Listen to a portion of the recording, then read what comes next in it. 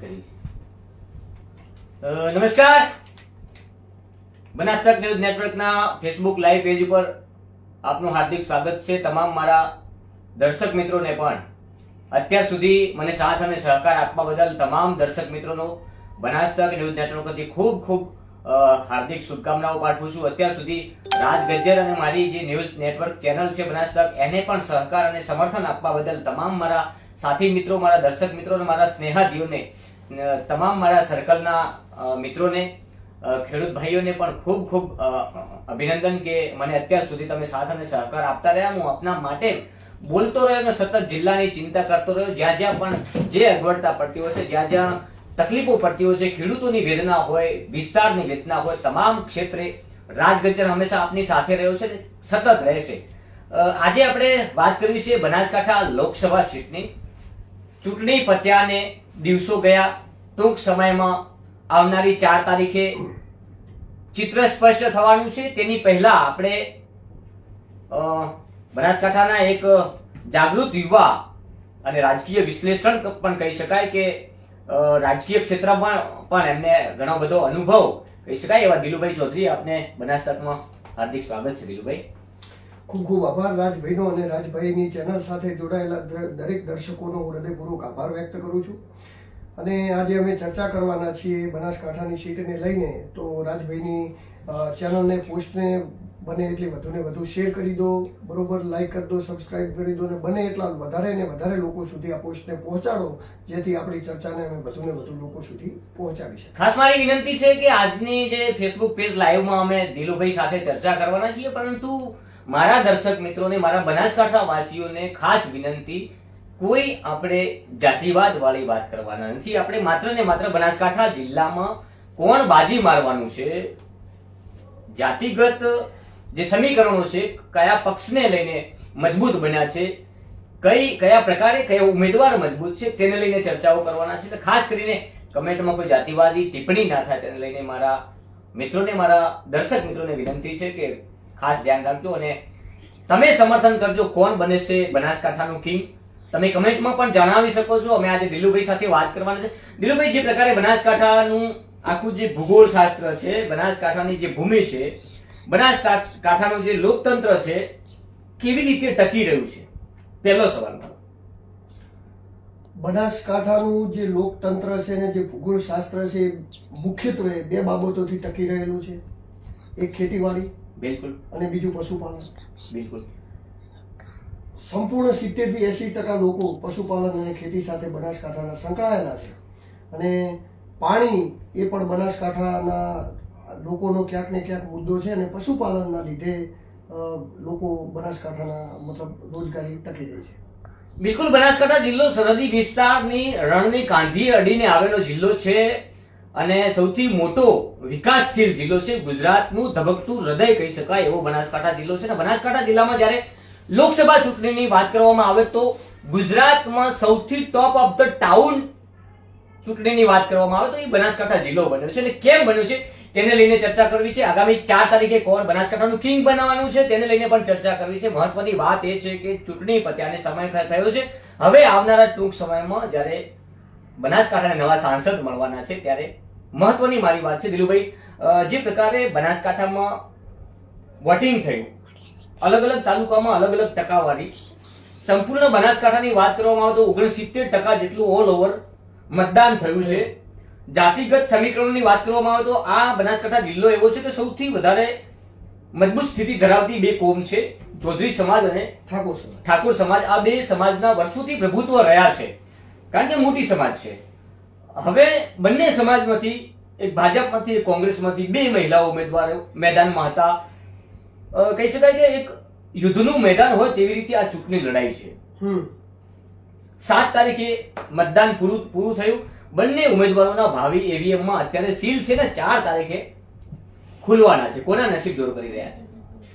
હવે આમાં રાજભાઈ એવું છે કે કોના નસીબ જોર કરશે એ તો 4 તારીખનો સમય જ બતાવશે. પણ મુખ્યત્વે મૂળભૂત વસ્તુ એ છે કે જે આપણે ગ્રાઉન્ડ ઉપર ગયા તો ત્યાં ક્યાંક ને ક્યાંક આ વખતની લડાઈ હતી એકદમ આમ કાટેકી ટક્કરમાં જોવા મળી, જે લગભગ લોકસભાની અંદર ખાસ હોતું નથી. બિલકુલ પ્રથમવાર આવી લડાઈ જોવા હા, મળી પ્રથમવાર. લોકસભાની જે ચૂંટણી છે એને પ્રથમવાર આ દ્રષ્ટિએ આપણે જોઈ નજરો નજર હા, નજરો કે નજર. ગ્રામીણ વિસ્તારમાં જેમ સરપંચની ચૂંટણી એક ગામમાં હોય છે તેવી લોકસભાની ચૂંટણી હા હતી. હા, સરપંચની ઇલેક્શન જેમ ગામમાં થતું હોય છે એ જ રીતે લોકસભાની ચૂંટણી આ વખતે બનાસકાંઠામાં લડાઈ. એક એક મતદારને એક એક વ્યક્તિને આમ પર્સનલી ઇન્ટરેસ્ટ હતો કે આપણે લોકસભાની ચૂંટણીની અંદર રસ લઈએ, અને એ રીતે લોકો રસ લેતા પણ દેખાયા. આ રસ લેવાનું મુખ્ય કારણ શું લાગ્યું તમને? રસ લેવાના કારણો ઘણા બધા હોઈ શકે છે, પણ આ વખતે મને ક્યાંક ને ક્યાંક એવું લાગ્યું કે જેમ બિલકુલ. અને એટલે એક નવો ચહેરો હતો. હા હા, નવો ચહેરો, કારણ કે રેખાબેન મજબૂત હશે પણ હજી એમનો પરિચય એમને આપવાનો બાકી છે. ક્યાંક ને ક્યાંક લોકો એમને ઓળખતા નતા, કે એકદમ સંગઠનના પણ જે વ્યક્તિઓ છે ને ભાજપના, એમના માટે પણ રેખાબેન એકદમ નવો ચહેરો હોઈ શકે. અચાનક આવી ગયા એટલે લોકોને એક તો સરપ્રાઈઝ લાગી કે રેખાબેન, કોણ રેખાબેન. બીજું, ધારો કે કોઈ પણ એવું નથી કહેતો કે ચૌધરી સમાજમાંથી પણ કોઈ બીજા કોઈ આગેવાન આવ્યા હોત, જેમ કે પરબતભાઈ છે, બીજા કોઈ પણ આગેવાન છે, બીજા ઘણા બધા આગેવાનો છે, એ આવ્યા હોત તો એક જાણીતો ચહેરો હોત. કારણ મતલબ આટલી ટફ ના બની હોત. હા, તે સીટ આટલી ટફ ના બની હોત. અને લગભગ કોંગ્રેસ બેડામાં ઘણા ટાઈમથી એવી ચર્ચા હતી કે આ વખતે આપણે મજબૂતાઈથી ફાઇટ આપવી હોય તો ગેનીબેનને લડાવો.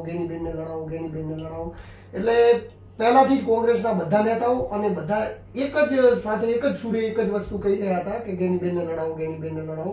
અને પહેલી વાર એવું થયું કે અહીંથી નેતાઓએ રજૂઆત કરી પ્રદેશમાં અને હાઈકમાન્ડને, અને ત્યાંથી આમની રજૂઆત ઉપર ગેનીબેનને ટિકિટ આપવામાં આવી. બીજું કોઈ દાવેદાર જ નહોતું. અચ્છા દિલુભાઈ, જે રીતે ગેનીબેનને ટિકિટ આપવામાં આવી ત્યારબાદ રેખાબેન જાહેર થયા છે. પ્રથમ તો ગેનીબેન જાહેર થયા હતા કોંગ્રેસમાંથી, અને હવે મહિલા સામે મહિલાને જ્યારે ભાજપમાંથી ઉતારવાના હતા ત્યારે એક કહી શકાય કે બનાસકાંઠામાં શ્વેત ક્રાંતિ શ્વેત ક્રાંતિના જે પ્રણેતા હતા ગલબા બાપા, અને આ એ જ પરિવારમાંથી આવતી દીકરી ઉપર જ્યારે ભાજપે વિશ્વાસ મૂક્યો છે, તો બે મહિલાઓ વચ્ચેનું જે અંતર છે, આમ કહી શકાય કે યુદ્ધના મેદાનમાં, જે ચૂંટણીના મેદાનમાં ઉતર્યા તો એમાં કહી શકાય કે ગેનીબેન મજબૂત હતા, પરંતુ ક્યાંક પારિવારિક જિલ્લાનું જે માળખું છે તેને કંઈક અલગ દિશામાં લઈ જવાના પ્રયાસો કરનાર પરિવારમાંથી જ્યારે રેખાબેન આવતા હતા ત્યારે કહી શકાય કે બે મહિલાઓની ટક્કર એક જેવી જ લાગી રહી હતી. હા, 100%. તમે તમારી જગ્યાએ રાઈટ છો. જો આમાં રાજભાઈ કેવું હતું, લાંબુ અંતર નતું. પહેલી વસ્તુ કે ગેનીબેન જે મજબૂત હતા એ કયા કારણોસર હતા? ગેનીબેન જે મજબૂત હતા એ એમનો 26 વર્ષનો રાજકીય અનુભવ, બિલકુલ, એમની ગ્રાઉન્ડ લેવલમાં લોકોની ઓળખાણ, બિલકુલ, લોકોના મુદ્દા ઉઠાવવાની બાબતે જે ગેનીબેન મજબૂત હતા, એ ગેનીબેનનો સંઘર્ષ ગેનીબેન માટે સૌથી ફાયદારૂપ હતો, અને એનાથી જ ગેનીબેન નામ આખી બનાસકાંઠામાં તરી આવ્યું. અને સામે રેખાબેન 110% ગલબા બાપાના પૌત્રી છે, અને એમને પણ પશુપાલકો માટે ડેરીની સ્થાપના કરી, અને આજે સ્વનિર્ભર જે થયા છે બનાસકાંઠામાં પશુપાલકો, એમાં એમનો ગલબા બાપાનો ફાળો છે જ. એને કોઈ કહેતા કોઈ તુકારી શકે નહીં. બિલકુલ. પણ વસ્તુ એવી હતી કે જે અચાનક રેખાબેનનું જે ચિત્ર સામે આવી ગયું, કોઈ એક્સેપ્ટ નહોતું કર્યું કે રેખાબેનને ટિકિટ મળશે. ભાજપમાં પણ કોઈને ખબર નહીં હોય કે રેખાબેનને ટિકિટ મળશે, ને અચાનક ટિકિટ મળીને એટલે તેમના કાર્યકર્તાઓ, તેમના નેતાઓ, એમાં જેવો જોઈએ ને એવો જોશ આ વખતે નહોતો. એટલે દિલીપભાઈ કહી શકાય કે રેખાબેનની અચાનક જ્યારે પસંદગી થઈ તો ભારતીય જનતા પાર્ટીમાં જે કદના કાર્યકર્તાઓ છે અને આખું જે જિલ્લાનું સંગઠન છે એ લોકો પણ કંઈક અસમજમાં મુકાયા હતા કે અચાનક રેખાબેનની ટિકિટ.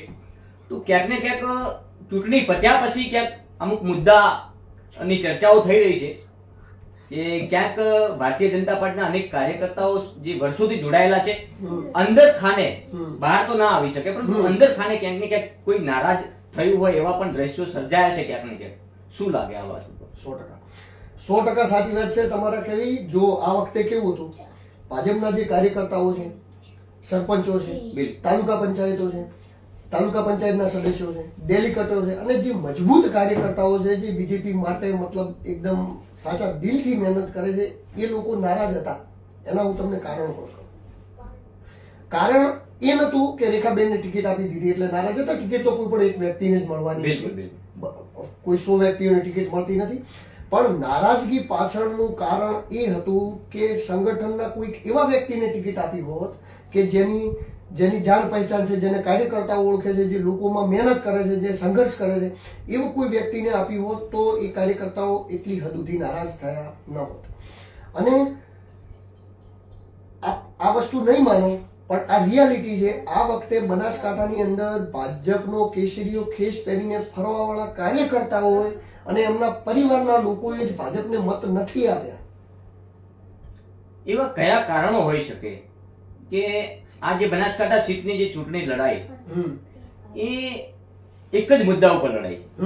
આમ તો સાંસદની જે ચૂંટણી છે એટલે પ્રધાનમંત્રી નવી સરકાર બેસાડવાની ચૂંટણી કેન્દ્રમાં, પણ એટલે એના મુદ્દા આખા દેશ લેવલના પણ હોવા જોઈએ ક્યાંક ને ક્યાંક. તો આ બનાસકાંઠા સીટ ઉપરની જે ચૂંટણી છે માત્ર ને માત્ર એક જ મુદ્દા ઉપર લડાઈ, ડેરી અને શંકરભાઈ. એવા કયા કારણો ઉભા થયા કે માત્ર બે મુદ્દા ઉપર ચૂંટણી લડાઈ? જો એનું પણ કારણ છે. આ દેશનું ઇલેક્શન હોય એટલે દેશનું ઇલેક્શન એ આપણા દેશ લેવલના મુદ્દાઓથી લડાવવું જોઈએ, પણ બનાસકાંઠાની ચૂંટણી છે એકદમ લોકલ લેવલે લડાઈ અને લોકલ મુદ્દાઓથી જ લડાઈ. તો આપ સમજી શકો છો કે જે દેશ લેવલનું જે મુદ્દાઓ હોય એ મુદ્દાઓ ક્યાંક ને ક્યાંક રાજભાઈ બનાસકાંઠાની અંદર દબાતા દેખાય. કેમ? અહીંની ચૂંટણી છે ને એ ખાલી ડેરી, બેંક અને શંકરભાઈ પૂરતી જ સીમિત થઈ. એમનું પણ હું તમને કારણ આપું. જ્યારે થરાદની અંદર ઇલેક્શન થયું 2022ના ઇલેક્શનમાં, ત્યાં એ વખતે ગુલાબભાઈએ એક જ પ્રચાર કર્યો, બનાસ ડેરી, બેંક અને શંકરભાઈ. અને એ પ્રચાર કર્યા પછી એ દિશામાં એ જગ્યાએ એ લોકો, જેમ કે આપણે જોઈ શકો છો જાતિગત સમીકરણોને આધારે, પણ એ ગુલાબસિંહે જે 2022માં જે પ્રચાર કર્યો એમાં તમે જે વાત કરી કે એ પણ આ જ મુદ્દો હતો. શંકરભાઈ ના ડેરી. તો પણ 7000 વોટ ધરાવતા રાજપૂત સમાજને 92000 મત મળ્યા. એ જ હું વાત કહું છું કે એમને ખબર, એ વસ્તુની ગેનીબેન અને ગુલાબસિંહભાઈ સારી રીતે જાણતા હતા કે આપણે આ જ મુદ્દે ઇલેક્શન લડીશું, શંકરભાઈ ડેરી અને બેંકનો વિરોધ કરીશું તો આપણને ભાજપ કોંગ્રેસ કરતા વધારે મત મળશે. આ મુદ્દાને લઈને એટલા માટે જ તમે ક્યારે ગેનીબેનના મુખે નરેન્દ્ર મોદીનો વિરોધ થતો હોય એવું કોઈ પણ સ્ટેટમેન્ટ તમે ક્યારેય સાંભળ્યું નહીં. બિલકુલ સાચી વાત છે. આ મુદ્દે વોટરો પ્રેરિત કઈ રીતે બન્યા, શું હોઈ શકે? આની અંદર વોટરો કઈ રીતે પ્રેરિત બન્યા એ તો હું એટલું સ્પષ્ટપણે ન કહી શકું, પણ આનાથી એક વસ્તુ તો સ્પષ્ટ થાય છે કે મતલબ ડેરી, બેંક, ક્યાંક ને ક્યાંક સહકાર અને સહકારની અંદર સરકારનું અંડરફિયર,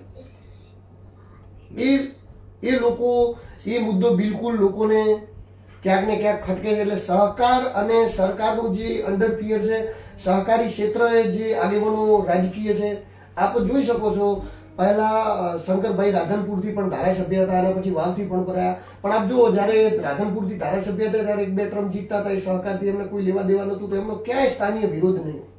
જ્યારથી સહકારી ક્ષેત્રમાં આવ્યા ત્યારથી જ એમનો વિરોધ ચાલુ થયો. સહકારી ક્ષેત્રે કોઈ પણ નેતાઓ હોય છે એમનો સ્થાનીય લેવલે વિરોધ થોડો વધારે હોય છે અને સ્થાનીય લેવલે સહકારી ક્ષેત્રના નેતાઓનો વિરોધ હોય છે. એનો જ ફાયદો ગેનીબેન અને ગુલાબસિંહને આ વખતે કોંગ્રેસ પાર્ટીને અહીંયા બનાસકાંઠામાં થતો. હવે જે રીતે ઓવરઓલ જે મતદાન થયું છે ટકાવારીમાં, તો એમાં સૌથી વધારે મતદાન થરાદનું છે, જેથી શંકરભાઈ ધારાસભ્ય છે, વિધાનસભાના અધ્યક્ષ છે અત્યારે, અને ત્યાંથી એ જ સીટ ઉપરથી શંકરભાઈ હાલમાં ધારાસભ્ય છે. તો એ સીટ ઉપર સૌથી વધારે જે મતદાન થયું છે, શું લાગે છે બીજેપીને થરાદમાં કેટલો ફાયદો? તમને એક સ્પષ્ટ રૂપે સાચી વાત કહું તો થરાદની અંદર મને અત્યારે પણ કાટેકી ટક્કર લાગે. એટલે વધુ વોટિંગ થયું છે એનો મતલબ એ છે કે એ પણ જેમ ગુલાબસિંહ, ના એવું ન હોઈ શકે. વધુ વોટિંગ થયું એનો મતલબ એવો બિલકુલ નહીં સમજવાનો કે શંકરભાઈ ચૌધરી ત્યાંથી ધારાસભ્ય છે અને એમના લીધે આ મોટી વોટિંગ થયું. એ બિલકુલ, હા, એ પણ એક્ટિવ છે, એ પણ ખૂબ જ મહેનત કરી કેવા છે અને એમને પણ મતદાન જે 80% થયું ને એમાં એમનો પણ એટલો જ ફાળો છે. પણ સામે તમે ગુલાબસિંહને પણ બિલકુલ ઇગ્નોર ન કરી શકો, કારણ કે ગુલાબસિંહ પણ એકદમ મજબૂત છે. તમે વિચાર કરો કે 2022ની અંદર જે અન્ય સમાજનું 87-88% મતદાન કરાવી શકતા હોય એમના માટે 80%, 79%, 78% બહુ જ સામાન્ય વસ્તુ. તો આ જે સીટ છે એમાં ઓલ ઓવર જેમ થરાદની જ ખાલી વાત કરીએ તો આમાં પણ ગુલાબસિંહ રાજપૂતે મહત્વનો રોલ ભજવી શકે એવો? ખૂબ મહત્વનો રોલ. જ્ઞાનીબેનને જીતાડવામાં સૌથી મોટો અને મહત્વનો જો કોઈ રોલ હશે ને તો એ ગુલાબસિંહનો જ હશે. અચ્છા, જે પ્રકારે જ્ઞાનીબેનની ટિકિટ જાહેર થઈ ત્યારબાદ જ્ઞાનીબેનનો પ્રચાર પ્રસાર જે શરૂઆત થઈ પ્રચાર પ્રસારની, એવું લાગતું હતું કે આખા દેશમાં માત્ર બનાસકાંઠામાં ચૂંટણી ચાલી રહી છે. ટોપ ઓફ ધ ટાઉન બન્યો આખો જિલ્લો. આખા ગુજરાતની જે 26 સીટો છે ક્યાંક બહાર જવાનું થાય તો એવું લાગતું હતું કે અહીંયા ઇલેક્શન છે, પરંતુ બનાસકાંઠામાં નાના ગામડામાં જઈએ તો પણ એવું લાગતું હતું કે બહુ યુદ્ધ ચાલી રહ્યું છે, આ ચૂંટણીનું રણ મેદાન છે અને જબરજસ્ત ટક્કર. સામે પક્ષે રેખાબેન ચૌધરીનો પણ પ્રચાર પ્રસાર એટલો જ પ્રચંડ હતો. 100% વાત. ભારતીય જનતા પાર્ટીએ તમામ પ્રકારની જે મહેનત હતી, તમામ પ્રકારની મહેનતમાં કોઈ કચાશ રાખી નથી. વોટરોને રીઝવવા માટેના તમામ પ્રયાસો કર્યા છે, પરંતુ તેમ છતાં આખા વિસ્તારમાં જ્ઞાનીબેન જોડે કોઈ સંસાધનો નથી. જેમ કે બીજેપી જોડે ડેરી, બેંક અને એનાથી પણ મહેનત એ લોકો કરી શક્યા, પણ જ્ઞાનીબેન જોડે એવા કોઈ સંસાધનો નથી. પણ આ વખતે જ્ઞાનીબેન માટે લોકો મહેનત કરતા હોય દેખાયા. સામે ચાલુ સત્તા છે કેન્દ્રમાં અને રાજ્યમાં. શંકરભાઈ એક મહત્વના વ્યક્તિ છે જિલ્લાના, ઉત્તર ગુજરાતનું એક બહુ મોટું માથું છે, મજબૂત કદ, અને કહી શકાય કે રેખાબેન માત્ર એક મોહરો છે અને શંકરભાઈ ચૂંટણી લડી રહ્યા છે. આ મુદ્દાને લઈને જે માહોલ બન્યો છે, આ કયા પ્રકારે આ મુદ્દો બન્યો? આ મુદ્દો એ રીતે બન્યો કે જો એક તો ટિકિટ જો ડાયરેક્ટ શંકરભાઈએ લાવી હોત ને તો પણ એટલો બધો વાંધો નતો, કારણ કે એ પણ અધ્યક્ષ પાર્ટીમાં વર્ષોથી છે ને ખૂબ જ કદાવર છે ને ખૂબ જ એ તો એ કોઈ વસ્તુ મારે કહેવાની જરૂર નથી કે તો ભાજપ કદાચ ચોક્કસથી એક વન વે દિશામાં જઈ શકે. હા, વન વે દિશામાં ટક્કર તો પણ રહેવાની જ હતી, કારણ કે સામે ચહેરો એવો હતો. હા, સામે ચહેરો એવો હતો. અને બીજું શું છે કે જ્ઞાનીબેનને 2 પ્રોફિટ મળે. એક કે એ ઠાકોર સમાજમાંથી આવે છે તો ઠાકોર સમાજની સૌથી વધારે બહુમતી છે બનાસકાંઠામાં, અને બીજી કે શંકરભાઈને એમને વાવની અંદરથી હરાવેલા છે એટલે લોકોને ખબર છે કે આ મજબૂતાઈથી લડી શકે છે અને મજબૂતાઈથી લડે છે, એટલે એમના જ કારણે ગ્રાઉન્ડ ઉપર એમનો માહોલ સૌથી વધારે ઉભો થયો. દિલુભાઈ, બનાસકાંઠા એટલે કહી શકાય કે વર્ષોથી આ જિલ્લો પહેલા પછાત જ હતો, પરંતુ ક્યાંક ને ક્યાંક ડેરી આવી, શ્વેત ક્રાંતિ લાવ્યા, ગલબા બાપાએ જે સ્થાપના કરી તેને લઈને આજે સમગ્ર એશિયા ખંડમાં બનાસકાંઠાનું સારું એવું નામ છે. તેમ છતાં આપણે ક્યાંક ને ક્યાંક બનાસકાંઠા આજે પણ ઘણો બધો પાછળ છે. એનું કારણ શું? ઘણા ક્ષેત્રોમાં પાછળ છે. જો રાજભાઈ, કોઈ પણ મતલબ ધારો કે લોકો કે કેટલા આગળ છે કેટલા પાછળ છે તો આપણો જે વિકાસ છે ને આપણા ઉપર ડિપેન્ડ કરે છે. પણ હા, ડેરીની એક વસ્તુ હું કઈ, ડેરીથી લોકોને ફાયદો છે, બરોબર. મારા ખુદના ઘરેથી, બરોબર, અમે ખુદ મારા ઘરે પશુપાલન છે, બરોબર. અમે ખુદ 60-70-80 હજારનું મહિને દૂધ ભરાવીએ છીએ અને બધા જ પશુપાલકો ભરાવે છે ને એના ઉપર ભાઈ નિર્ભર છે. તો રોજગારી ડેરીથી તો સંપૂર્ણ બનાસકાંઠાને છે. હવે દિલુભાઈ, બીજી મહત્વની વાત એ કરવી છે, ડેરી છે એ જિલ્લાનું આપણું કહી શકાય કે મેન થર્ડ છે. બનાસકાંઠાને પ્રગતિ તરફ લઈ જવામાં મહત્વનો ફાળો છે બનાસકાંઠાનો, ખૂબ મહત્વનો ફાળો છે. પણ આ ચૂંટણી જે લોકસભાની છે તો જે રીતે આખી ચૂંટણીમાં સમગ્ર ગુજરાતમાં જે જ્ઞાનીબેનનું એક નામ ઉભરી આવ્યું, બીજી ટર્મમાં પોતે ધારાસભ્ય તો છે જ, એટલે થોડા સમય અગાઉ મજબૂત ધારાસભ્યનો એવોર્ડ પણ મળ્યો તેમને 100%. અને ત્યારબાદ લોકસભાની ચૂંટણી એટલે પ્રથમ પસંદગીમાં સૌથી પહેલા જ્ઞાનીબેન ઠાકોરનું નામ જાહેર થયું, અને જાહેર થતાની સાથે જ લોકોમાં આપોઆપ એક અલગ જુવાળ ઉભો થયો. એ જુવાળને ઇલેક્શનના વોટિંગ બુથ સુધી જ્ઞાનીબેન ઠાકોર હોય કે એમના કાર્યકર્તાઓ હોય કોંગ્રેસના, આ ટકાવી રાખ્યો.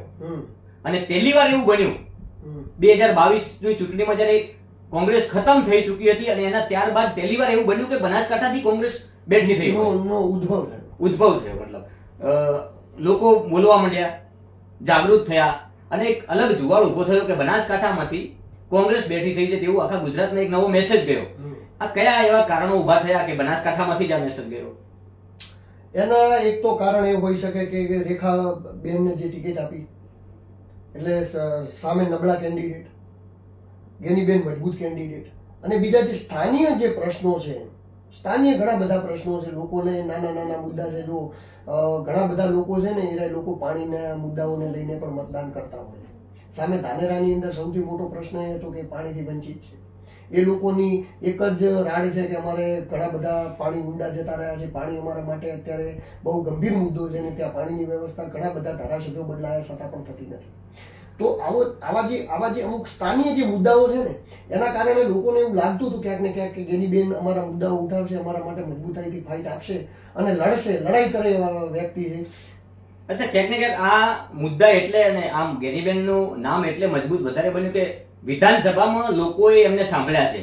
ધારાસભ્ય પોતે વાવના છે, મુદ્દા ઉઠાવે, ધારાસભ્ય વાવના છે, બીજી ક્રમમાં પણ વાવના ધારાસભ્ય છે, પરંતુ ગેનીબેને ગુજરાતના અનેક ક્ષેત્રોના, બનાસકાંઠાના તો ખરા તમામ તાલુકાઓના મુદ્દા ખરા જ, પરંતુ સાથે સાથે ગુજરાતના અનેક વિસ્તારોના મુદ્દા ઉઠાવ્યા છે. એટલે લોકોમાં એક નવી પ્રેરણા જાગી કે ગેનીબેન સક્ષમ છે મુદ્દા ઉઠાવવામાં. ગેનીબેન સક્ષમ છે, અમારા માટે મુદ્દા ઉઠાવશે. અને લોકોને કેવું હોય, કોઈ ઝીરોને પસંદ નહીં કરતું, હીરોને પસંદ કરે. લોકોને એવું જ હોય કે આપણા સંસદ એવા જ હોવા જોઈએ, મત કરવા દે આપણા સંસદ એવા જ હોવી જોઈએ કે લડે, આપણા માટે લડાઈ કરે.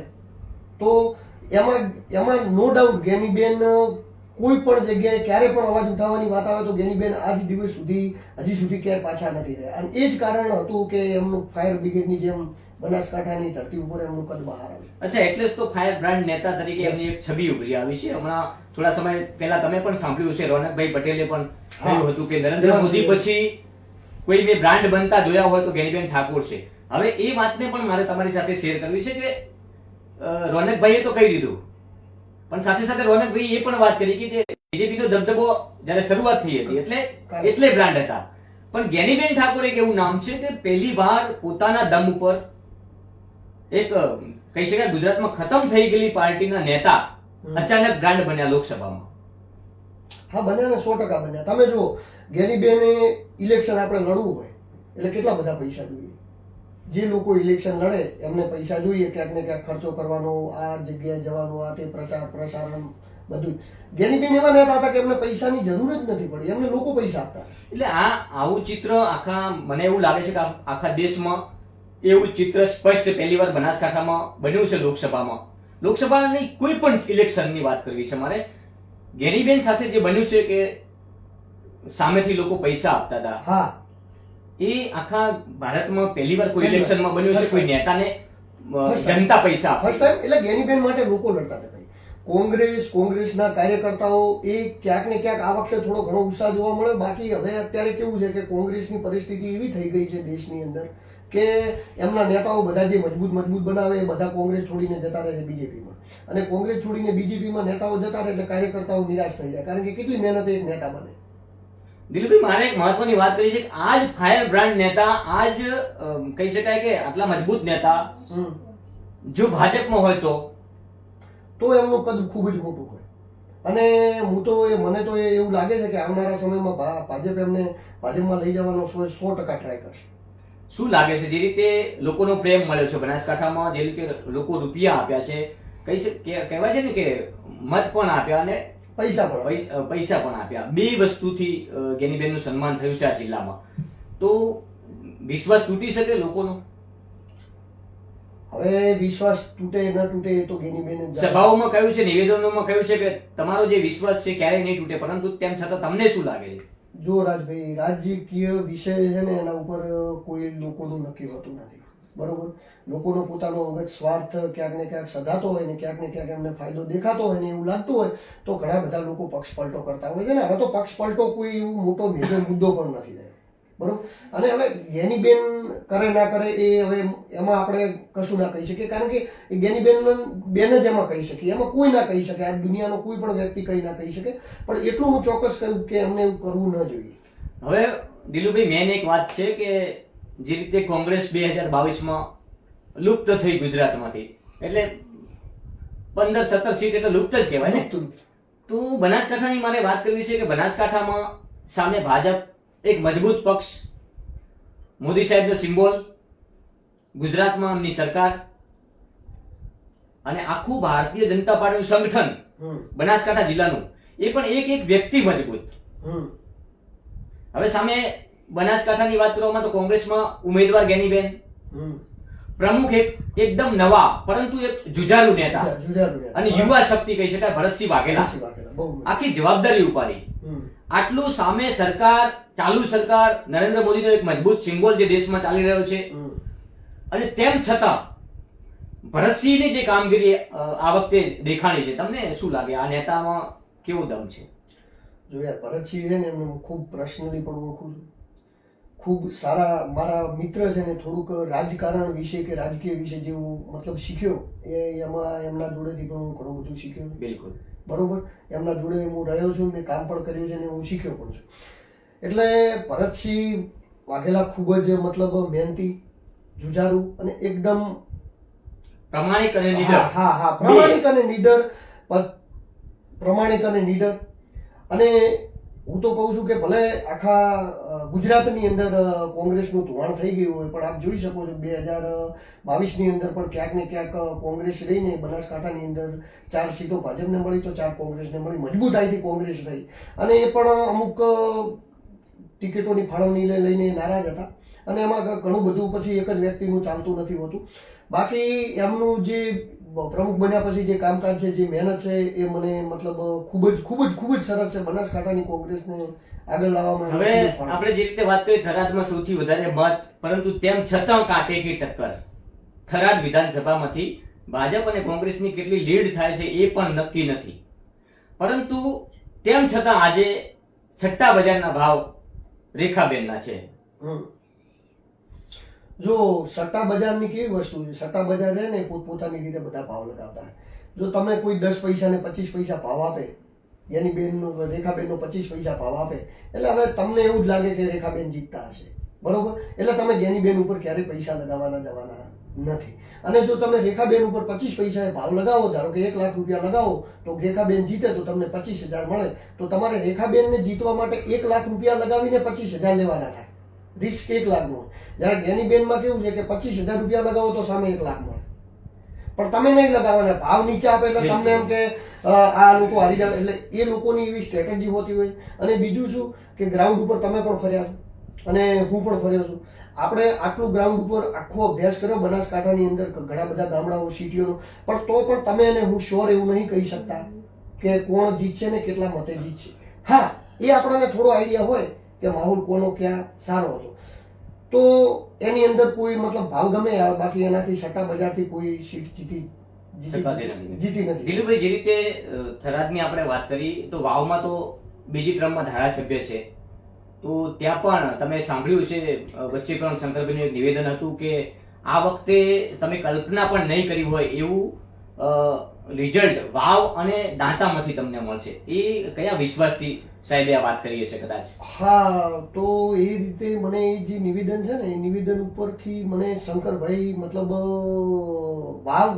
વાવ વિધાનસભા અને દોતાની અંદર મને થોડું સાચું પડતા હોય ને એવું લાગે. સૌથી વધારે મજબૂત મહેનત બીજેપીએ કરી હોય તો મારા મંતવ્ય મુજબ દાંતા પહેલા નંબરે દાંતા આવે છે, જ્યાં બીજેપીએ એક ગ્રાઉન્ડ લેવલનું કામ કર્યું છે.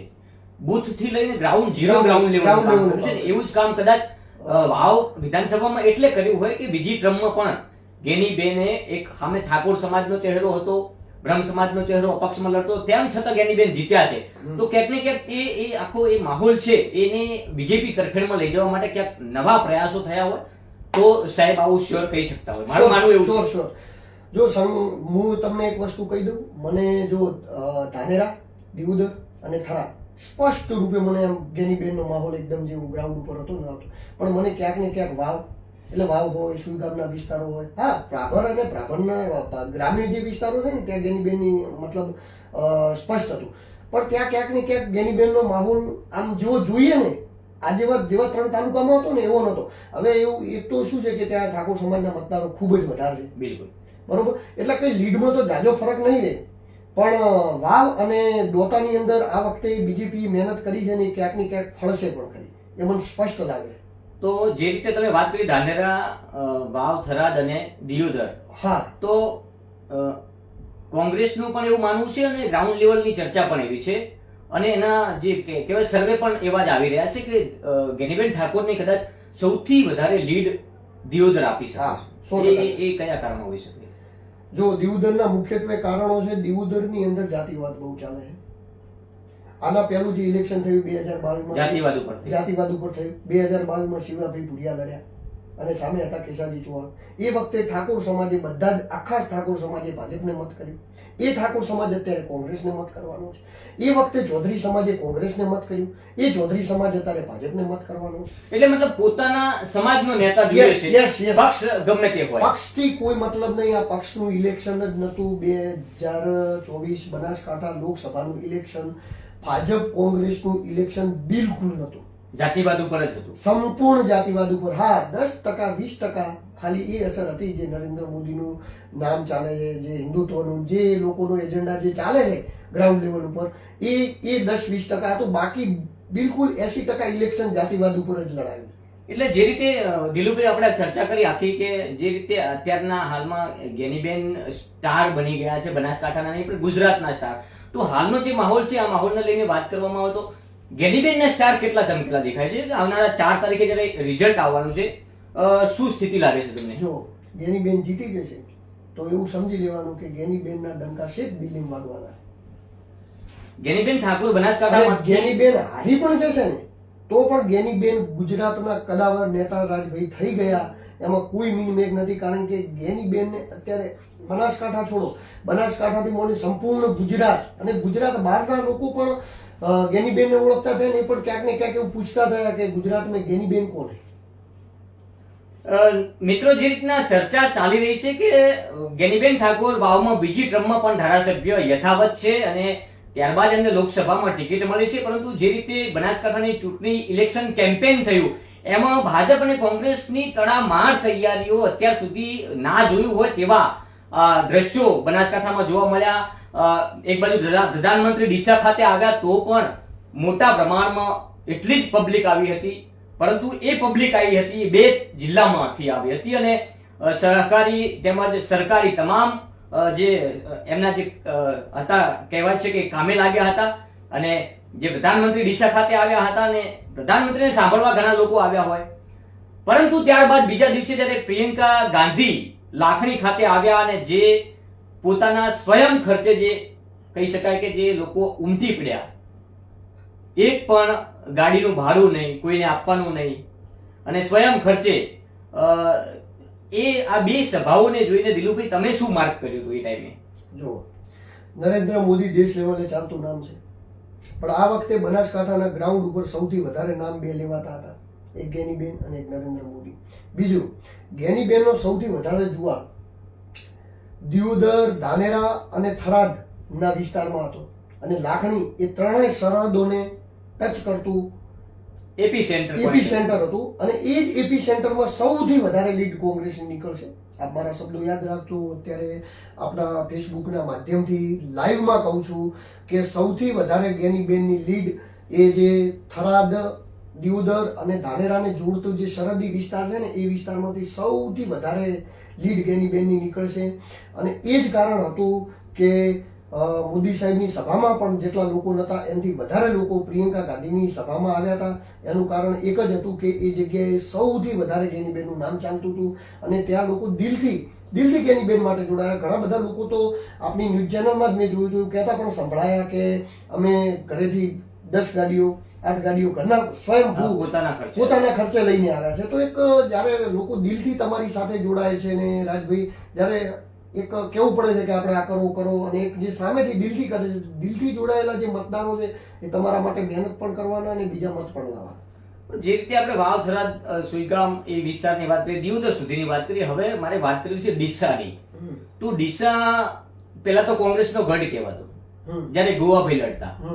હવે ગોવાભાઈ ભાજપમાં છે, રબારી સમાજનો મજબૂત ચહેરો છે. આ વખતે ડીસામાં બીજેપીની સૌથી વધારે લીડ દેખાઈ રહી છે, પરંતુ ટકાવારી જે મતની છે એ ઓછી થઈ છે. શું લાગે છે ડીસામાંથી ભાજપને કેટલી લીડ મળી શકે? ડીસામાંથી ભાજપને 100% લીડ મળશે અને સારી એવી લીડ મળશે. એનું કારણ એક જ છે કે ડીસા સિટીની અંદર મેં જોયું, સિટીની અંદર સંપૂર્ણપણે માહોલ લગભગ 80% એવું સમજી લો કે બીજેપીનો જ માહોલ હતો. કોઈ પણ 10 વ્યક્તિમાં પૂછો તો 8 વ્યક્તિ બીજેપી જ કહેતા હતા. અને બીજું ડીસાની સહકારી ક્ષેત્રની અંદર જે હલચલ થઈ, જે માવજીભાઈ દેસાઈને સાઇલાઇટ કરીને ગોવાભાઈ દેવાઈને જે બેહાડવામાં આવ્યા, મતલબ કે બીજેપીની આજકાલ સિસ્ટમ થઈ ગઈ છે રાજભાઈ કે તમે કોંગ્રેસમાં છો કે વિરોધ પક્ષમાં છો, મજબૂત છો, મજબૂતાઈથી અવાજ ઉઠાવો છો તો આવો ભાઈ, અમારા જોડે તમારા જોડે ખુરશી પણ છે, જગ્યા પણ છે ને અમે તમને પદ પણ આપીશું, બધું આપીશું. એટલે ક્યાંક ને ક્યાંક બીજેપીના કાર્યકર્તાઓ એના કારણે નારાજ પણ થાય છે, દુઃખી પણ હોય છે, કારણ કે કંઈ બોલી નથી શકતા ખુલીને, કારણ કે એ વર્ષોથી મહેનત કરતા હોય છે ને કોંગ્રેસમાંથી આવેલા નેતાઓને એકદમ પદ મળી જાય એટલે એમના માટે ક્યાંક આ મુસીબતનો સમય હોય છે. પણ દેસાઈ સમાજ આ હું દિલુભાઈ વચમાં તમને રોકવાનો પ્રયાસ કરીશ. કદાચ જો હાલમાં તો ટફ ફાઇટ છે, કહી શકાય કે અત્યારે જે રીતના ઇલેક્શન કેમ્પેનમાં જોવા મળ્યું તો ગેનીબેન મજબૂત પણ છે, પણ સામે જે પક્ષની વાત કરવામાં આવે તો ભાજપ મજબૂત છે. તો રેખાબેન વચ્ચે અને ગેનીબેન વચ્ચેની જે કાંટાની ટક્કર છે એને લોકો તો અલગ રીતે જોઈ રહ્યા છે. ક્યાંક પ્રધાનમંત્રી તરફ મત થયા હોય તો અહીંયા જે રીતના ગેનીબેન ઠાકોરને જે લોકોએ મત આપ્યા છે, આ વખતે એવું નથી કે ઠાકોર સમાજ તો એક બન્યો, એક મંચ ઉપર આવ્યો. આ પહેલી વાર બન્યું. આખો ઠાકોર સમાજ, આખા જિલ્લાનો ઠાકોર સમાજ એક મંચ ઉપર આવ્યો હોય તો ગેનીબેન ઠાકોરના લીધે જ આવ્યો છે. આ કહી શકાય, વર્ષો સુધી આ વાત યાદ રહેશે. પહેલી વાર ઠાકોર સમાજ એક મંચ ઉપર આવ્યો અને માત્ર ને માત્ર આપણા સમાજની દીકરી છે તેને લઈને મત થયા અને ઠાકોર સમાજના કહી શકાય કે કચકચાઈને મત થયા છે. વોટિંગ બહુ ભારે થયું, એવું નકારી ના શકાય. તો સામે ચૌધરી સમાજે પણ મોકો નથી છોડ્યો. ચૌધરી સમાજે પણ એટલું જ કચકચાઈને મત કર્યું કે રેખાબેનને જીતાડવાના તમામ પ્રયાસો કર્યા. તો હવે મારે પાલનપુરની વાત કરવી છે. પાલનપુરમાં ચૌધરી સમાજ, કડવા, લેવો બધા છે અને સાથે ઇતર સમાજ પણ છે, પણ તેમ છતાં સર્વેમાં અને જે આંકડાકીય માહિતી છે એમાં પાલનપુરમાં પણ ગેનીબેન મજબૂત છે. હા, એટલે હોઈ શકે જો ઘણા બધા સમીકરણો હતા બરોબર, તો એના કારણે ગેનીબેન પાલનપુરની અંદર મજબૂત હોઈ શકે. પણ જેટલું રાજભાઈ આપણે વાવ, થરાદ, દિયોદર અને ધાનેરા આ 4 તાલુકામાં જે સ્પષ્ટ રૂપે ગેનીબેનનો જે માહોલ હતો ને, ગેનીબેનના નામથી જે માહોલ હતો ને, એ ડીસા, પાલનપુર અને દોતામાં મતલબ ઓછો દેખાય. ત્યાં કોંગ્રેસ ભાજપનો માહોલ હતો. હા બરોબર, એટલે સ્પષ્ટ રૂપે તો હું પાલનપુરનું તો ન કહી શકું, કારણ કે ત્યાંના અલગ અલગ સમીકરણો હોય, સિટીના લોકોના સિટીના સમીકરણો હોય, ગામડાના લોકોના ગામડાના સમીકરણો હોય, પણ ત્યાં ગેનીબેનનો માહોલ હતો, પણ આ 4 તાલુકા જેટલો નહોતો. એટલે 7 તાલુકા 7 વિધાનસભા આવતી હતી. 7 તાલુકાના જે મતો થયા તો તમે જે રીતના વાત કરી કે 4 તાલુકાનો માહોલ તો એક તરફી જ હતો, મતલબ ગેનીબેન. હા, તો 4 તાલુકા તો ગેનીબેનને જીતાડવામાં બહુ મહત્વનો રોલ કહેવાય ને. 4 તાલુકાનો વોટિંગ એટલે ડીસાથી કહી શકાય સરહદી વિસ્તાર, પરંતુ એમાં એ સરહદી વિસ્તાર મત થયા, જે રીતે આપણે કહ્યું કે મત વધારે થયા, પરંતુ ત્યાં પણ બીજેપીને જ મત મળે એવું નથી. કાંટાની ટક્કર તો છે, ફૂલ કાંટાની ટક્કર. તો હવે વાત રહી દાંતાની, તો દાંતા તો વર્ષોથી કોંગ્રેસનો ગઢ છે. માત્ર એક જ વખત વસંતભાઈ ભટોળ બાય ઇલેક્શનમાં જીતેલા છે. વર્ષોથી દાંતા તાલુકો એટલે કોંગ્રેસનો ગઢ. તો ત્યાં સૌથી વધારે બીજેપીને મહેનત કરવાનું કારણ શું? સૌથી વધારે ગ્રાઉન્ડ લેવલ ઉપર, ઝીરો ગ્રાઉન્ડ પર લોકોએ, એમના જે કાર્યકર્તાઓ એટલી બધી મહેનત કરી છે કે એક એક વોટરનું ધ્યાન રાખીને એક કમ્પ્લીટલી મત કરાવ્યા છે. એમનું સૌથી વધારે મહેનત કરવાનું કારણ એ જ હતું, એમને એવું હતું કે બીજું વાવ, ભાભર, પછી આ થરાદ, ધાનેરા એ જગ્યાએ તો આપણે ક્યાંક ને ક્યાંક પહોંચી વળશું, પણ આ કોંગ્રેસના મત છે એટલે આમને જેમ તેમ કરી તોડો અને આ લોકોને મતલબ એટલે સૌથી વધારે લોકો, એ લોકોની મહેનત ત્યાં હતી, કારણ કે આદિવાસી વિસ્તાર હોય, એ લોકો બિછડા હોય એટલે લોકોને. પણ મેં એ પણ સ્થાનિક ગ્રાઉન્ડ ઉપર જઈને જોયું છે તો એનાથી કોઈ જાજો ફરક પડ્યો નહીં હોય. કારણ કે એટલા માટે નથી પડ્યો, કારણ કે એ લોકો તો મને ઘણા બધા લોકો એવું કહેતા દેખાય કે અમે વર્ષોથી કોંગ્રેસ સાથે જોડાયેલા છે, કોંગ્રેસ સાથે જોડાયેલા રહેશું અને અમે જ્યારે મતલબ જઈશું ત્યારે અમારા બાળકોને પણ કહેતા જઈશું કે તમે પણ કોંગ્રેસ. હવે આપણે વાત કરી છે ધાનેરાની, તો ધાનેરામાં જે રીતે ભાજપ, કોંગ્રેસ અને અપક્ષ 3 પક્ષો કહી શકાય કે 3 એકદમ એ ટાઈમે પણ કાંટાની ટક્કર જોવા મળી. કેવી કાંટાની ટક્કર કે ભાજપના બી સક્ષમ ઉમેદવાર, કોંગ્રેસમાં પણ સક્ષમ ઉમેદવારને, બંને એક સમાજમાંથી. ત્યારે સામે ભાજપના કદાવર નેતા કહી શકાતા હતા, એ ટાઈમે પણ કદાવર જ હતા, માવજીભાઈ દેસાઈ. પરંતુ ક્યાંક ને ક્યાંક 2022માં એમને ટિકિટ ના મળી એટલે પાર્ટીથી બળવો કરીને પોતે અપક્ષ લડ્યા. અને પહેલી વાર ઉત્તર ગુજરાતમાં એવું બન્યું કે આવી મજબૂત સક્ષમ ભારતીય જનતા પાર્ટી એનો કાર્યકર્તા અને અગાઉ ભાજપમાંથી જ લડી ચૂકેલા માવજીભાઈ દેસાઈ અને 2022માં અપક્ષમાં લડીને પણ જીતી જાય, આ એક અલગ સંદેશ જાય છે. ભલે પછી ભાજપમાં ગયા છે. હા, એનો અલગ સંદેશ એટલે જાય છે કે આપ વિચારી શકો કે જો ભાજપ મનની અંદરથી માવજીભાઈ દેસાઈ લડ્યા હોત તો કદાચ આટલી લીડથી ન જીત્યા હોત. જીત્યા હોત ન હોત એ પણ એક પ્રશ્ન છે, પણ આટલી લીડથી તો ન જ જીત્યા હોત. એમનું હું તમને કારણ કહું, કારણ કે ચૌધરી સમાજમાંથી કોંગ્રેસમાં ટિકિટ આવી એટલે ચૌધરી સમાજના એક તરફી મત પડવાના ચૌધરી સમાજમાં. સામે બીજા અન્ય જે કોંગ્રેસની વોટ બેંક છે એ ચૌધરી સમાજ સાથે જોડાઈ જાય અને કોંગ્રેસ સાથે જોડાઈ જાય એટલે એક તરફી જે માહોલ કહેવાય એ માહોલ ત્યાં ક્યાંક ને ક્યાંક ઊભો થઈ જાય. ત્યારબાદ આ બાજુ ભાજપની અંદરથી લડ્યા હોત તો ભાજપની જે મતલબ દેસાઈ સમાજની જે પૂર્વ વોટ બેંક હોત એ જ હોત.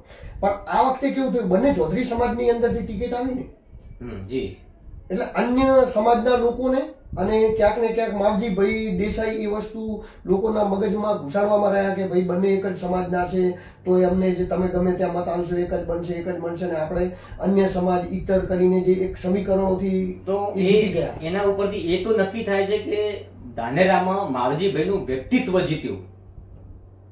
ના, ધાનેરાની અંદર ચૌધરી સમાજની 2 ટિકિટો જે આપવામાં આવી અને એનાથી લોકો ઘણા બધા નારાજ, એનાથી ઘણા બધા જે લોકો નારાજ હતા એ લોકોએ જે સીટને બદલવા માંગતા હતા, જે ચેન્જ કરવા માંગતા હતા, એ સમીકરણને લઈ અને ક્યાંક માવજીભાઈ મજબૂત દેખાયા લોકોને, એટલા માટે માવજીભાઈ જીતી ગયા. તો એ કહી શકે ત્યાં પણ ઠાકોર સમાજ બહુ મજબૂત પ્રભુત્વ ધરાવે છે. કારણ કે દાંતીવાડા પણ પાથાવાડા પણ આવે આ ધાનેરા વિધાનસભામાં આવે છે તો ત્યાં ઠાકોર સમાજનો બહોળો પ્રતિસાદ છે. તો એ જે તે ટાઈમે મહત્વનો રોલ ઠાકોર સમાજે પણ માવજીભાઈને જીતાડવામાં ભજવ્યો છે. તો આ વખતે એ જ ઠાકોર સમાજ માવજીભાઈની વોટ બેંક હતી એ પરિવર્તિત ગેનીબેનમાં થઈ ગઈ. એટલે જો માવજીભાઈની બધી જ વોટ બેંક છે ને ધાનેરા એ બધી પરિવર્તિત થવાની ગેનીબેનમાં. એનું કારણ છે જો એ બાજુ જે ઠાકોર સમાજ છે ને એ ઠાકોર સમાજના મોટા ભાગના ગામડાઓમાં દેસાઈ સમાજ વસે અને ચૌધરી સમાજના ગામડાઓ છે ને તો ઠાકોર સમાજ હશે, પણ કદાચ ઠાકોર સમાજના ગામડાઓ હોય તો એમાં દેસાઈ સમાજ ના પણ હોય, ચૌધરી સમાજ ના પણ હોય. તો આ લોકોને કેવું છે કે ત્યાંના જે સ્થાનીય શેડ્યુલો છે, મતલબ કે જે ત્યાંની સરપંચની ચૂંટણીઓ હોય, જે નાની ચૂંટણી બધી સાથે સંકળાયેલા છે.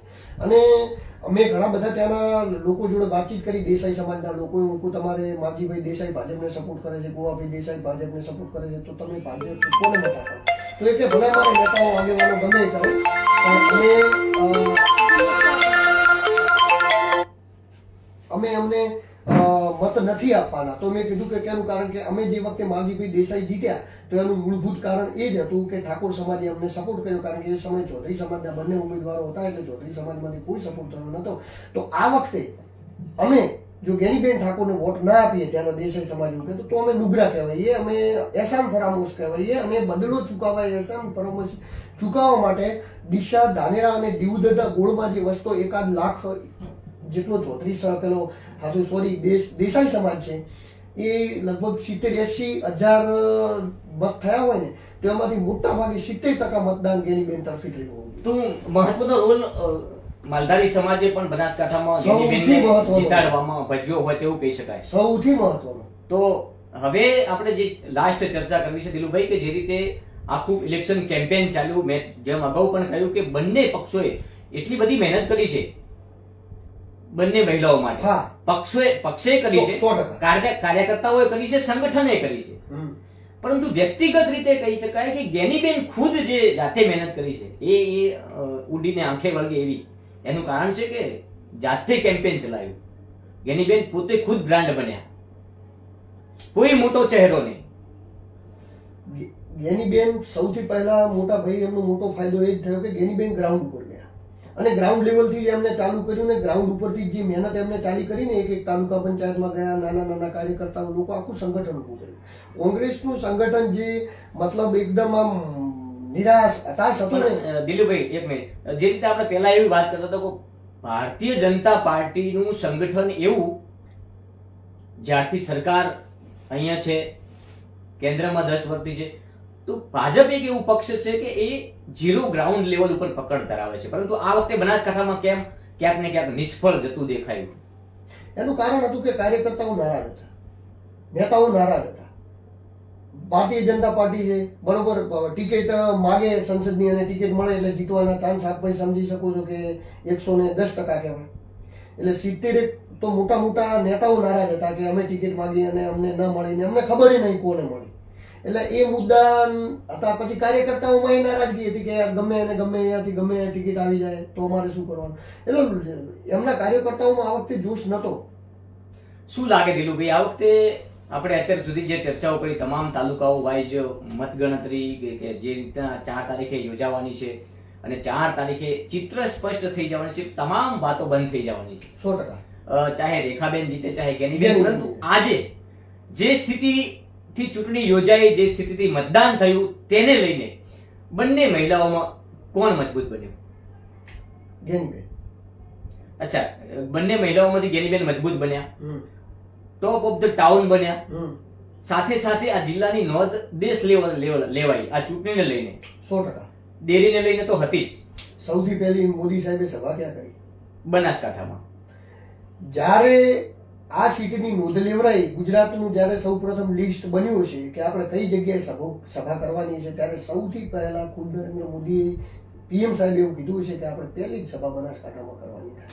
તો મેં જેમ કહ્યું એમ છે, ડેરીને લઈને તો બનાસકાંઠાનું નામ હતું જ, પરંતુ આ ઇલેક્શન લોકસભાને લઈને બનાસકાંઠાનું નામ એક અલગ દિશામાં ગયું છે કે અહીંયા જે રીતના ચૂંટણીઓ લડાય છે, અત્યાર સુધી લડાઈ કોઈએ જાણ્યું નહીં, પરંતુ આ લોકસભા એવી લડાઈ કે 1200 નું કોઈ નાના ગામડામાં વોટિંગ હોય, ત્યાં સરપંચો 2-4 લડતા હોય, એક વોટની કિંમત હોય, તેવા દ્રશ્યો આપણે નજરો નજર જોયા 7 તારીખે. 100%. હવે એક મત જયારે ગણાતું હશે 4 તારીખે, તો હૃદયના એક ધબકારા એની નોંધ લેશે. શું કેવું?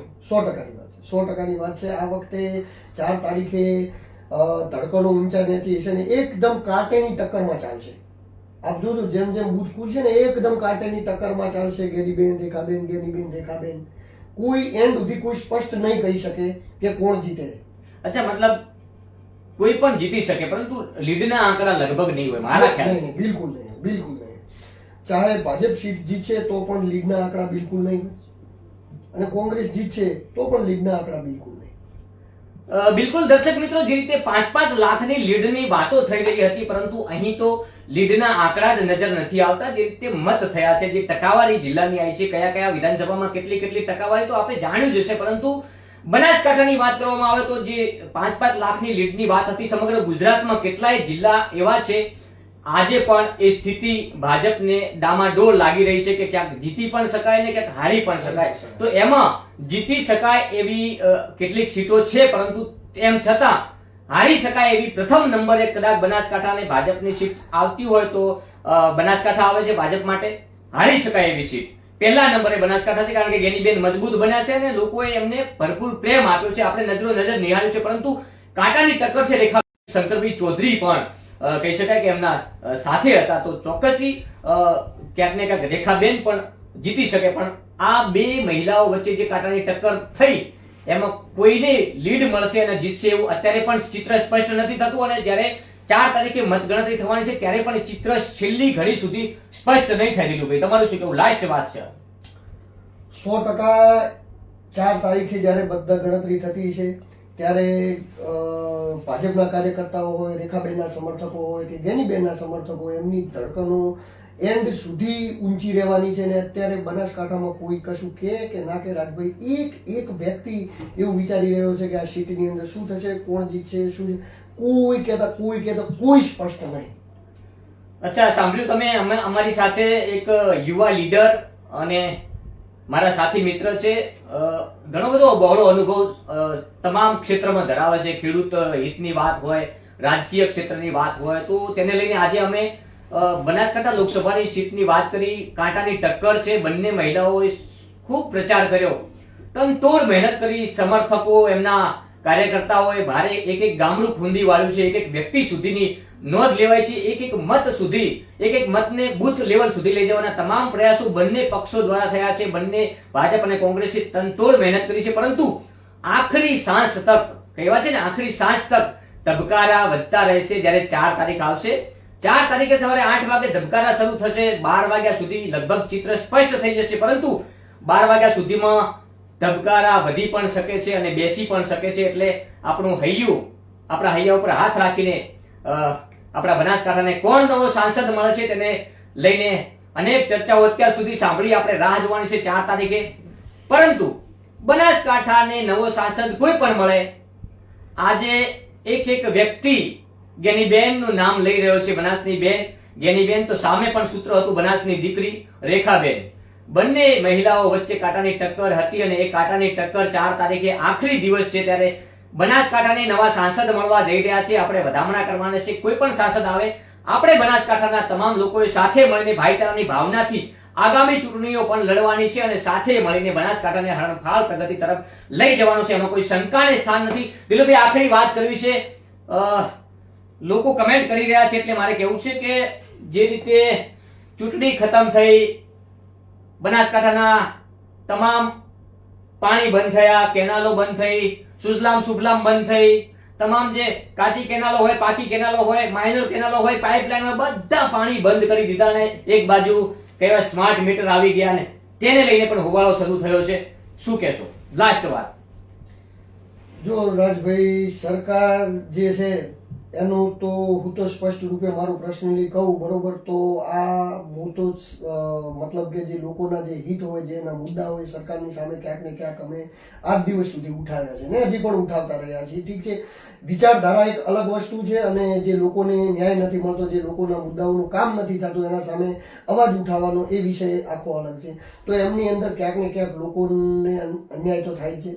તો પણ એ લોકોને કોઈ પણ સરકારો ચાલુ હોય છે તો એમાં અન્યાય થતો હોય તો ક્યાંક ને ક્યાંક લોકોને સમજવાનું હોય છે. અને દર વખતે આવું થાય છે કે જ્યારે ઇલેક્શન પતી જાય એટલે એના પછી પાણી બંધ થતા જે હોય છે ને ઘણી બધી વખત આવું થતું હોય છે. સ્માર્ટ મીટરો આવ્યા તો એની અંદર પણ આપ જોઈ શકો છો કે હમણાં મેં સોશિયલ મીડિયાના માધ્યમથી જોતો તો બેન કહેતા હતા કે અમારે 2 મહિનાનું 2000 બિલ આવતું, 7 દિવસની અંદર 2000 થાય.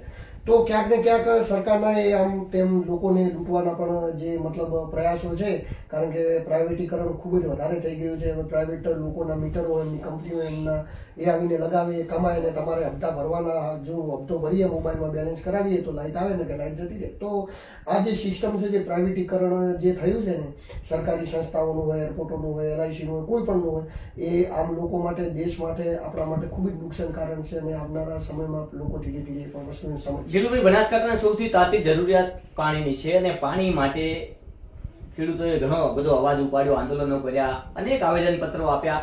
આ વખતે પહેલી વાર એવું દેખાયું કે સતત 1 વર્ષ સુધી સુજલામ સુફલામ માટે કોઈ આંદોલન નહીં, સતત પાણી ભયા કર્યું. પરંતુ ચૂંટણી પતી અને બંધ થયું. એટલે શું આ અત્યાર સુધી પાણી ચાલુ હતું, ચૂંટણી લક્ષી હતું? હા, એવું તો હોઈ જ શકે, કારણ કે આમાં કેવું છે કે સ્પષ્ટ રૂપે આપણે જોઈ શકો છો કે જ્યારે ઇલેક્શન આવતું હોય તો એ ટાઈમે આપણે આંદોલન કરીએ કે કિસાનોના મુદ્દા ઉઠાવીએ તો સરકાર તમારું જલ્દી સાંભળી લેતી હોય છે, તમારી વાતો ઉપર જલ્દી એગ્રી થઈ જતી હોય અને તમારા જોડે ચર્ચા કરવા પણ એ જલ્દી તૈયાર થઈ જતા. બાકી ઇલેક્શન ના હોય એવા સમય 2-3 વર્ષ ઇલેક્શનના બાકીના આપ આંદોલન કરો તો આપની આંદોલનની કોઈ નોંધ લેવાતી નથી. એ તમને પણ અનુભવ છે, તમે પણ આંદોલનો કવર કર્યા છે મીડિયા કર્મી, અમે આંદોલન સાથે તમે પણ જોડાયેલા રહેલા. તો એ ક્યાંક ને ક્યાંક એ મુદ્દો હોઈ શકે છે. અને બીજું શું છે કે હવે ગરમીઓનો સમય ચાલુ થઈ ગયો છે એટલે પાછું ચોમાસે પાણી આપવાનું હોય છે. ચોમાસે પાછા ડેમ ભરાય એટલે પાણીની જરૂરિયાત અત્યારે ગરમીના હિસાબે પણ ઓછી હોય છે, એટલે એ કારણ પણ હોઈ શકે બંધ કરવાનું. અને એ કારણ પણ હોઈ શકે કે હવે ઇલેક્શન મતલબ હવે પતી ગયું છે એટલે હવે વાંધો નહીં, નુકસાન નહીં પડે. જ્યારે 15 તારીખ સુધીનું પરિપત્ર પણ હતું, 15 તારીખ ગઈ એટલે બંધ થયું. પણ હવે ક્યાંક કોઈને એક પાણી બાજરીનું પિયત પાવાનું બાકી છે, કોઈને ઘાસચારો વાવણી કરેલો છે અને ચોમાસાની હજી તો વાર છે. તો આટલું વહેલું પાણી બંધ કરી દીધું. અત્યાર સુધી ચાલુ હતું તો 15 દિવસ વધારે ખેંચ્યું હોત તો ખેડૂતોને જે પાણીની તાણ પડે, જે ખેંચ પડે છે, કારણ કે આપણા ભૂગર્ભ નથી, બિલકુલ તળિયામાં પાણી નથી, તો આપણી જીવાદોરી હોય તો હાલ સુજલામ સુફલામ છે. અને એને જો આવા ભર ઉનાળામાં અચાનક જ આવી રીતના બંધ કરી દીધી, એક આખું વર્ષ ચાલુ હતું તો 15 દિવસમાં ફેર શું પડવાનો હતો? ના, વાત સાચી છે તમારા કે બિલકુલ કઈ ફેર નતો પડવાનો. પણ હવે શું છે કે એના માટે જો લોકોને જાગૃત બનવું પડશે, લોકોને સમજવું પડશે. ક્યાંક ને ક્યાંક આ આંદોલનો થયા, બધું થયું અને એ સરકાર જાણે પણ છે કે બનાસકાંઠાના ખેડૂતો દીવદર, વાવ, ધાનેરા આજુબાજુના ખેડૂતો આંદોલન કરે, મજબૂતાઈથી આંદોલન કરે છે. એ લોકો પણ જાણે છે અને એ જ કારણ હતું કે ક્યાંક કિસાનોને ખેડૂતોને મુદ્દો ન મળી જાય. પણ હવે સ્વયંભૂ એમને જાતે સમજવું પડે ને કિસાનોને કેટલી તકલીફ પડે છે, શું તકલીફ છે. અત્યારે મતલબ ના પાવી શકે તો પાક સુકાઈ જાય. 4 મહિનાનો બાજરીનો પાક હોય, એ પાક ઉપર આવ્યો હોય ને એને પાણી ના મળે તો એનું 50% 30% ઉત્પાદન ઘટી જાય.